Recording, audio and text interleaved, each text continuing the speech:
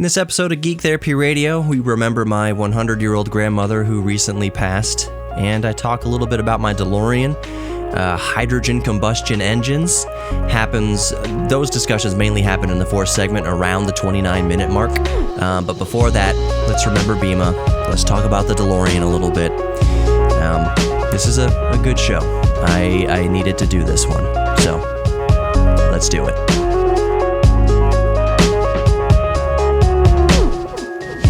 Welcome to Geek Therapy Radio. You've got your mental curator, Johnny Hemberger.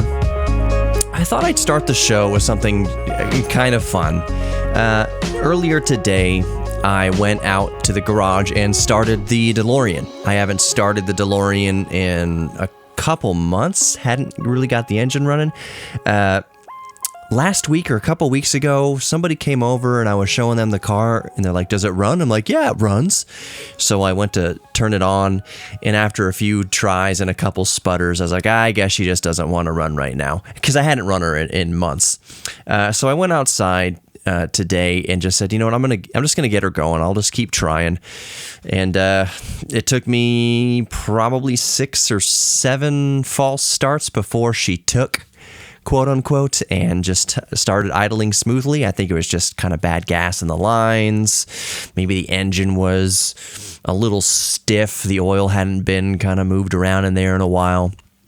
But anyways, I did get it running, and she purred just fine after she sputtered to life. So I went out to the garage with my phone and the microphone in my phone, and I just thought, you know what, it'd be fun to show my listeners, or let my listeners hear her idling, hear Lauren the DeLorean idling. And when I was doing this, a particular listener came to mind, Ed, who is a jet pilot and works on Porsches, and I like following his Instagram feed. I think it's the Ed Shed. I'll put a link in the description. He's working on Porsches and flying airplanes, and he may not like all the notoriety or the exposure, but for some reason I thought, you know, I'm gonna go tinker with the DeLorean, the engine in the DeLorean, get her started. And I follow Ed on Instagram, and once in a while he posts pictures of him working on his Porsches. And so I thought maybe he in particular would get a kick out of this. But for all of you who would enjoy, let's just switch over to my phone's audio for a moment, and I'll play you this clip of me messing around in the garage for a minute with the DeLorean. So I'm just in the kitchen. We're going to walk out to the garage because I thought it'd be fun for y'all just to hear my DeLorean running for once. I don't think I've ever had it on the show, any audio of it on the show running. So let's walk out to the garage. Here's the handle to the garage, handle to the door to the garage. All right. She's purring away. See if I can rev it a couple times. Had a hard time starting last week because I hadn't run it in probably a few months. But she's running now. There she goes.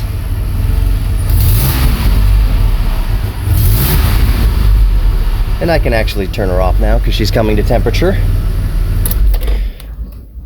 Oh, she's actually boiling over. You want to hear her boiling over? Jeez. Almost killed myself tripping. Well, what a mess. You can't hear her boiling over anymore because she stopped. Yeah, I need to take her in for some servicing. Just take her in and get her restored. Not necessarily, you know, a $50,000 restoration, but just get her in good running shape. But yeah, that was the sound of the Lauren the DeLorean running. So, all right, back on the normal microphone here, obviously. Something I noticed listening back to that audio clip is I swear the microphones in my Samsung Galaxy Note 9 aren't as good as they used to be, at least one of them. I don't know. I was looking at it and it looked, it just didn't look right, didn't sound right. And then I remembered, I've got a 2-year-old and he has chewed on that phone and gotten slobber all up inside that phone more times than I can count. So yeah, things are probably a little gummed up. It's even a better reminder now. It's another reminder that I keep, every once in a while, I'll peruse Amazon and kind of get reviews on phones, on like new smartphones, because I'm like, all right, I've had my phone for a long time. There's nothing really wrong with it. as far as a day-to-day functioning phone, the screen's still great, the battery life's still great, the power's still great. You can emulate, GameCube and all sorts of high-end emulators on there just fine. Like, it's still a reasonably powerful device. I believe in the Note 9, it's the Snapdragon 845, which, if you'll remember, what's the new handheld? One of the new handhelds, the Aya Neo, one of those. There's a million of those freaking Android handheld gaming startups now, but one of them has the Snapdragon. It's not the Loki. I think it's the Odin. I believe it's the AYN Odin. Has the Snapdragon 845 in there, and it's one of the best, Android gaming handhelds available right now. And even the new Logitech G Cloud has like a Snapdragon 700 something in there, 705. I don't have it right off the top of my head. I'm 99.9% positive it's a 700 series Snapdragon processor in the brand new Logitech G Cloud. I was looking at the specs yesterday. It's definitely 700 series, and that's still good enough to run almost all your emulators. If you go to ETA Prime and watch his content, watch his coverage of these handheld emulators and Android emulators and things like that, he does all these tests, and it's a great. I believe Aether SX, the PS2 emulator that's still always under development for Android, runs Gran Turismo 4 just fine on there on that Snapdragon 700 series. So the processor is not a reason why I'd want to upgrade my phone. But, I've talked about this before. First things first is, this is not what the show's going to be about, but smartphones bore me. They really don't excite me. There's nothing out there that excites me to I really want that phone. It's really worth upgrading my Note 9 from 2017 or 18 to this new thing. But the two things that do kind of come to mind is, one, I'll probably need better audio now that my phone microphones are all slopped up with slobber. And if it has a better camera on it, that's great, like a more professional. I've talked in the show that I was looking at Sony Xperia Mark 1, 4 Mark 1, whatever, because they have awesome cameras in there now for smartphones. Big sensors. But yeah, listening to the audio back from my smartphone, from my Note 9, I'm like, yeah, maybe time for an upgrade. Do I go iPhone this time? I really love my emulators. iPhone's not super easy peasy compared to Android when it comes to emulators. But anyways, let's talk more DeLorean stuff and restoration and maybe hydrogen engines. More Geek Therapy Radio coming up. Don't go anywhere.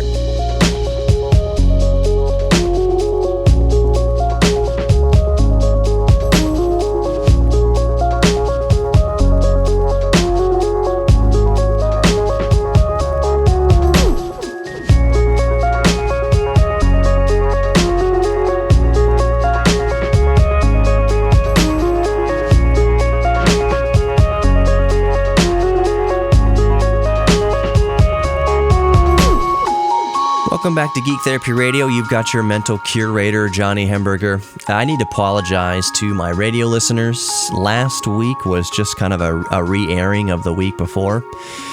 Before I had left, Sarah Riker and I had left to drive to Virginia in our new to us, 2018 Chrysler Pacifica plug-in hybrid, which was great. Maybe I'll talk about that later. But before we left for that trip, I had recorded a new show to air the weekend that I'd be away, that I'd be up in Lynchburg, Virginia. So what you heard last week, as of this broadcast airing right now, was a repeat of that show that I had prepared for that week previously. That's kind of a segue to tell you that the reason for that, and I want to thank the people who follow me personally on Facebook, or maybe anybody. I posted about it on Twitter. My grandmother passed away while we were on the road. We had set up shop for the night in Meridian, Mississippi. We made good progress from Lynchburg, Virginia, and we set up to bed down in Meridian, Mississippi. And shortly after we got to the hotel or motel, Holiday Inn, whatever you want to call it, got the text, my phone started blowing up. We had just turned off the lights, tried to go to bed, phone started blowing up, that my grandmother was in the hospital and basically on life support. It's kind of, just real quick, I'll get in. I'll talk about that more in a second. But just kind of interesting is when I put my head to the pillow before my phone, before getting any of this text, your mind is kind of wandering. And one of the things I thought right when we got to bed, before my phone went off, by the way, is that, when I get home, I need to really set up a time to talk to Bema, my grandmother, who's 100 years old. She turned 100 in September. I was like, I need to email her when I get back and set up a day to come with my camera and sit down and just do an interview with her. She was born in 1922. We could just talk about her life. Her mind is mostly still there. It was day-to-day stuff that she would kind of get, have to remind herself of or get vague about. But she remembered like her history, her childhood, everything.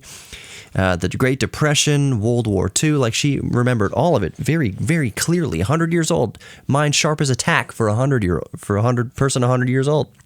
So I was thinking to myself, yeah, when we get back, I really need to email her and set up a day to interview her. And I need to ask my boss at the museum, just put it on the radar that I need to go to Kingwood one of these days to go interview my grandma. And it might be technically on a work day, like on a Tuesday or Wednesday, I'd go up there. And I was like, well, I'm thinking about that too. I would need to tell my boss at the museum, hey, she's 100 years old. I don't know when she's going to pass away. Could be sometime soon, could be in a few years, but just kind of put on your radar that there may come a time soon where I have to bail because I got to be there for my family and funeral, stuff like that. And as I was thinking that, is when my phone went off to say that Bema was in the hospital on life support. And you get shivers, like bad goosebumps, like, oh no. I was thinking about her. She's in my brain. I'm thinking about her. And this text comes in that tells me she's dying, basically. I don't wonder if that's ever happened to any of y'all with friends or family members or anything like that. It's also a cautionary tale to don't wait on things. The interview I wanted to do with her, I was like, yeah, she's 100. Yes, having a kid and life gets in the way and stuff like that, but you really have to prioritize that. And it's easier said than done. It's just one of those things that you have to make a point to do. And I had started talking with her about it, and she had given me some papers and some diaries and stuff that she had written. So I was kind of preparing for that interview and thinking we got to get on that interview when I get home. And that's when we got the text, and it's just heartbreaking. Luckily on that front, my dad had archived dozens of hours at least of family video going all the way back to the late 70s. So I have a lot of old footage that I was able to pour through to pull video of Bema on these like family trips and camping and visiting her house for Christmas and everything. So I have a ton of footage and film and everything of Bema, but I don't have that, end of life interview with her.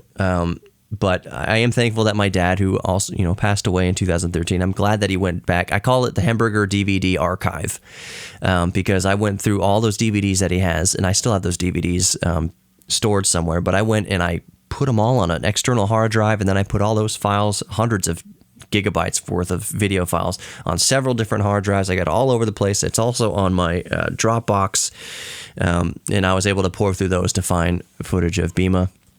So anyways, I put on Twitter as we were going through that, just that, I had made it to Houston, made it to her bedside along with some other family, and I was able to, get down in her ear and kiss her forehead and tell her how much we loved her. She was not very responsive, but I was thankful to get there for final goodbyes, and then to be there in the same room with someone who's taking their final heartbeats. You're watching it on the monitor, the life leaving somebody who has been in your life since the day you were born. I was born in 1983, and she was... How old was she in 1983? 1922, she was 61, something like that, years old when I was born. She's always been a part of my life. And to sit there, and it's kind of I don't know if cathartic is the right word to describe it, but, you're watching these final heartbeats, and you're thinking, Every human being has a finite amount of heartbeats. And I obviously wasn't there in 1922 when her heart first started beating in her mother's womb, but I was there for the last heartbeat. Whatever that finite number of heartbeats was in her life, I was there to see the final one and then watch the brain activity go away and then see the oxygen levels rise. Like, you're watching the life leave somebody, this finite amount of heartbeats, and you're there for that. And I know it's kind of morbid to think about, but I was thankful that she was able to hold on long enough, yes, on life support, which she didn't want. I don't want to get into all the details. I believe she had a DNR, do not resuscitate, so she didn't want life support. But here's the thing about being 100 years old. 100 years old. She's resilient. She was very resilient. So when she goes to the hospital for something, you're not thinking, this is it. I mean, you're thinking it could be it, but she's fought through so many things all through her 90s and things like that. So she was put on life support very briefly, and it wasn't like an initial decision to put her on life support. It was, okay, let's intubate her so that she can fight whatever is going on here. But after she was intubated is when the doctor started saying, all right, well, her organs are starting to fail now. So this is it. She is currently being kept alive like this with the meds and the intubator. This has turned into a life support situation, but it didn't start that way. It started as a stabilizing situation and then turned into life support. So she was on life support for the last few hours, even though she didn't want to be resuscitated.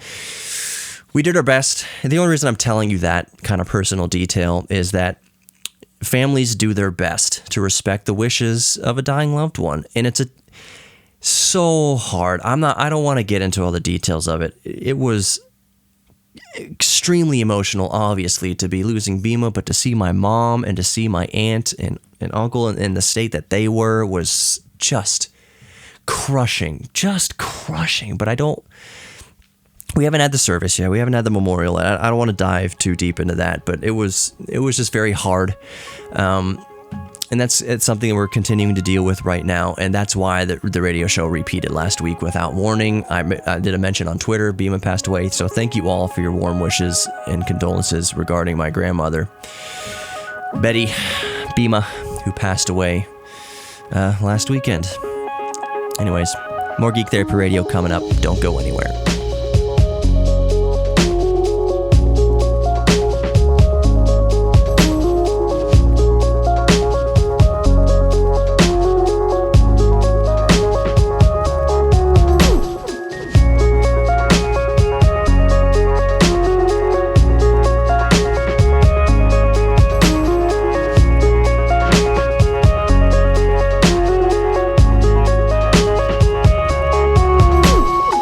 Welcome back to Geek Therapy Radio. You've got your mental curator, Johnny Hamburger. I didn't know the show was going to turn into this, talking about Bema, but I think it's good that I do. For those of you just joining me, driving around in the car, listening to the broadcast, my grandmother passed away a few days ago as of recording. She was 100 years old. She had just turned 100 in September. She died at the end of November. And just as I, think about it, and I do want to talk about, restoring my Delorean, and I do maybe want to talk about hydrogen-powered anythings and the challenges thereof in a minute, but I just want to at least finish my mental tangent about Bema. 100 years old.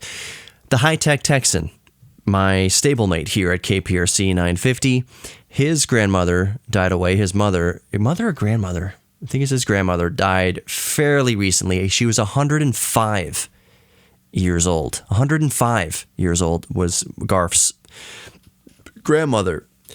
And here's the thing. My grandmother was 100. My great-grandmother died in the year 2000. She was 101. My great-grandmother was born in August of 1899 and died in 2000. 101 years old. Lived across 3 centuries. 1900s, or the 19th century, she was born, lived all through the 20th century, and then died in the 21st century.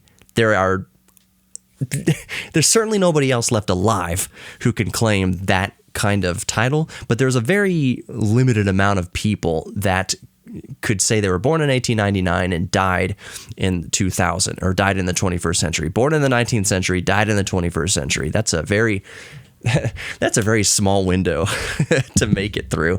But that's when Grammy died, 101 years old. Garth's grandmother, 105 years old. Bema, my grandmother, just recently passed away at 100 years old. So here's the kind of final thought I wanted to make before we move on to kind of more fun, geeky stuff. I think it's important to talk about this stuff too. Obviously, if you've ever listened to Geek Therapy Radio, I go off on these diatribes a bit, and I mentally just, a stream of consciousness, and maybe people can relate to it. That's why I do it. 100 years old, though. Here's what happens, and my aunt was kind of, my Aunt Gail was kind of surmising this and pondering this kind of phenomenon that happens when you have relatives over 100 years old. She said that she was talking to my uncle, about, a few weeks ago, whatever, about the eventuality of Bema passing away. But she said when she was talking to my uncle about it, it seemed like such an abstract idea that your 100-year-old relative would pass away. You're talking about it like it's just this intangible thing. Because when relatives get so up there in age, they become, I don't know if anyone else can relate to this, they become like fixtures in your family. I think it's easier, unfortunately, for people to conceptualize an aging relative's upcoming passing away when their health declines in their 70s or maybe their early 80s. You're kind of started to prepare for it. Most people, pass away in their 80s. It's a more tangible thing. Granddad is 80 years old. He's got diabetes. Things are failing kind of left and right. You can kind of better prepare for it. You're ready. But when somebody is in their late 90s and early 100s, you're just kind of thinking, this person has no expiration date. This person is going to be the baking soda in the family refrigerator forever. You can't think about it ever going away. And that's kind of what happened with us and Bema is, in a way, you almost take it for granted that this person, eventually is going to pass away. But they live so long that it seems inconceivable. And even when, we were not racing to my mom's house to be there after Bema passed away, we're going back to her house from the hospital, fully expecting Bema to be there to mourn Bema. If that makes sense. Like the person we are mourning just passed away, and we're going back to the house where they lived, and you're expecting them to be there. You open the front door and you're just kind of expecting, let's be quiet for Bema. She just passed away. They have people who are that advanced in age and have been with the family for over a century become such a fixture that it's, even when they do pass away over 100 years old, it's impossible, at least for a little while, to even recognize that they're gone. They're such a fixture in the family that it's inconceivable that they wouldn't be there, versus a family member whose health is declining in their 70s. It's just kind of more natural. You understand, you prepare for the very real eventuality that they're going to pass away. When a family member is 100, it's like, well, they're going to live forever almost. In the back of your head, you're just thinking, Bema's always going to be there. She's 100 years old. Her mom was 101 years old. And the only reason why Grammy passed away is that she broke her leg or broke her hip, and that sent her to the hospital, obviously, and she got pneumonia in the hospital, which is a big risk for elderly patients, and that's what took Grammy out. If Grammy hadn't broken her leg, she would have been... Grammy could have lived to be 105 years old, just like Garth's grandma also. I think easily Grammy could have lived to be 105, if not older. Bema, she turned 100, and she started having more, spells of weakness. And she had gotten her affairs in order. She had told us, I hope this is not TMI, but she had told us that she was, mentally ready or okay with the concept of passing away, that she had lived a long life, had all her affairs in order, and it was just, she was okay and ready. It's not that she didn't want to die, but she was she recognized it. She was a very practical, that as you are when you lived through the Great Depression and World War II and what do you call it? Freedom farms. What were the crops? Freedom crops that people in the United States grew these little farms in their communities and in their yards, in their front yards and backyards, not on the farm, but just rural, suburbs of America, which didn't actually, expand heavily until after the war and baby boomers and all that. But still, people just in their houses, not necessarily on farms, growing whatever they could in their front yard and backyard to help support the war effort. Because farmers were farming and sending supplies and food off to the front lines in Europe and in the Pacific. So anything that Americans could do with their own yards, as far as growing tomatoes and lettuce and potatoes and whatever they need to lift the burden from farmers, is what they did. I want to say freedom crops, patriot crops, freedom farm, something like that. Bema lived through all that. She was a very practical person and just had prepared and knew that her time was coming and was mentally okay with that concept. And I'm just very thankful that I got to know her so well.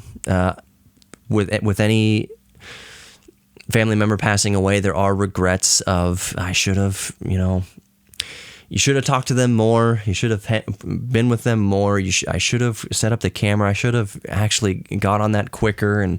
But I've explained it. When somebody is 100 years old, a family member is 100 years old, you can't, oh, she'll be here tomorrow. She's been here 100 years. She'll be here tomorrow. There's not a huge fire under my butt, and there's an excuse. I got, a 2-year-old at home, and even they understand. Bema understood. The complexities of life, and life isn't that easy. And Bema wouldn't want to be a burden. I know some of you might be wondering right now, why, Johnny, your grandmother passed away, what amounts to days ago. How are you being able to record a show, get back in the saddle and do this? For one thing, it's therapeutic for me to talk about her. And me recording this and putting it across the airwaves makes her live forever. I've talked about this a few years ago about my dad, that my dad passed away 2013, and one of the kind of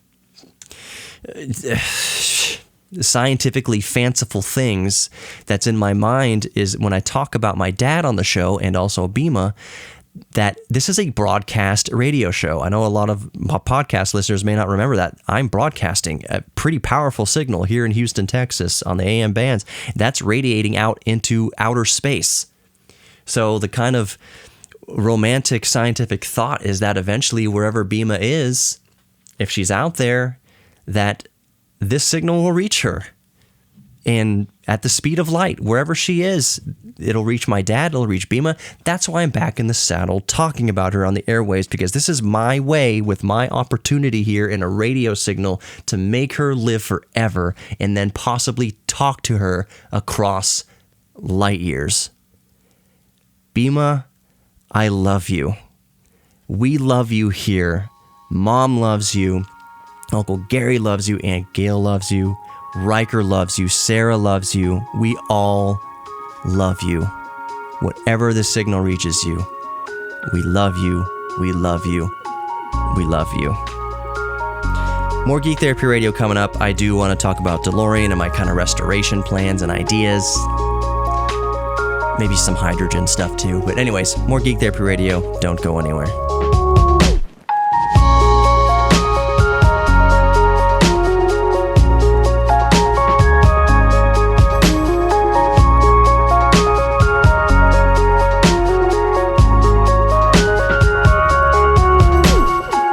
Welcome back to Geek Therapy Radio. You got your mental curator, Johnny Hemberger. I do want to open this segment briefly talking about the hydrogen dilemma, not problems, but challenges as far as hydrogen-powered cars. And I want to talk about that briefly because I do at least want to mention kind of my ideas for restoring the DeLorean, which doesn't necessarily have anything to do with hydrogen or like a hydrogen engine or anything. So one of the things I mentioned this probably a couple years ago on social media somewhere on Twitter or Facebook or something like that, where I said, with the DeLorean, concerning the DeLorean and concerning restoring the DeLorean and like engine swaps and things like that, I said, this was like on Facebook or something. I was like, one of the few engine swaps that I would do with the DeLorean would be to convert it to EV. Put an EV power plant in there, like a small Tesla motor in the battery pack and all the electronics and controllers that go along with it. But like an EV conversion of a DeLorean fits. It fits the mystique of the DeLorean. It fits the myth of DeLorean. It fits the story of the DeLorean. It fits the whole aura of the DeLorean. The time machine running on electricity, the lightning bolts and the Mr. Fusion and all that thing. Like as far as a resto mod, you could argue that it would be sacrilegious, whatever, to restore a 1969 like Camaro SS and put an EV power plant in there. Like, no, it needs the friggin' big block V8. And I would agree. I would tend to agree with that. That part of what made those absolutely everything that made those muscle cars was the engine. So to take an old Mustang or an old Camaro or an old Impala or something like that and put an electric motor in there, yeah, sure, you could do it. I'm not gonna like knock anybody for doing it, but like what made a muscle car was the muscle. It was those giant V8s. So that's part of restoring an old muscle car, is keeping that muscle in there. And the real sounds of the carburetors and the exhaust and everything like that, that's part of the whole thing. So you could argue that it's sacrilegious or heresy to put an EV power plant in an old Camaro, but a DeLorean was never, ever, ever known for its amazing engine. In fact, the engine was its Achilles heel, and in fact, John DeLorean himself hated that they had to go with that PRV engine. So if John DeLorean was alive today, absolutely, I don't think he would have any problem with DeLorean going EV, which, quote unquote, yes, it has, and whatever. Don't get me started on the new DeLorean EV. It's not a DeLorean. I mean, that's just the no ifs, ands, or buts about it. That's my quip about it, is it's the new DeLorean Alpha, whatever. It's not a DeLorean. I think it's really cool. Really, really, really cool. If it was priced affordably, I'd be interested in it, but it's not going to be. It's going to be $125,000, $150 MSRP all day long, and people are going to pay $200, $250 for it, $250,000 for it. It's not, and it's not the only thing DeLorean about it is the name on it. The gullwing doors on it are not even DeLorean mark anymore. The gullwing doors on it people are going to be reminded of the Tesla Model X, and yes, the Model X doors were.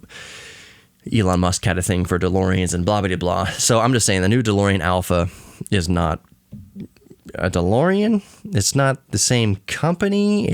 They put the name on it or hype. Yes, DeLorean Motor Company is resurrected in whatever form it's in to make EVs, but it's not a DeLorean. All I'm saying, it's not an evolution of the original DeLorean.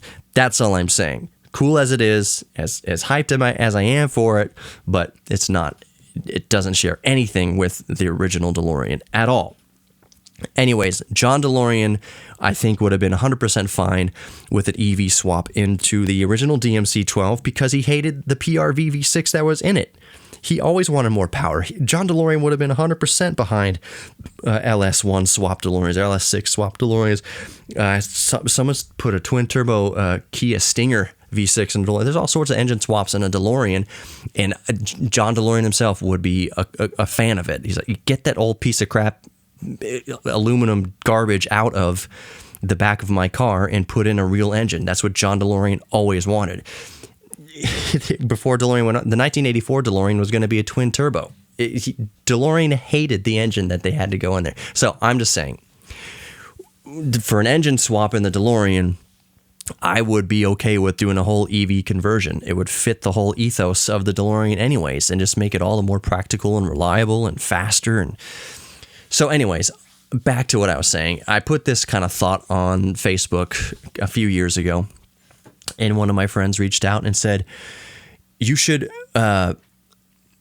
basically like, no, just wait and put a hydrogen engine in there, like a hydrogen powered engine. And what he meant was not like a hydrogen electric and like a hydrogen fuel cell engine, which is basically an EV that runs off of hydrogen.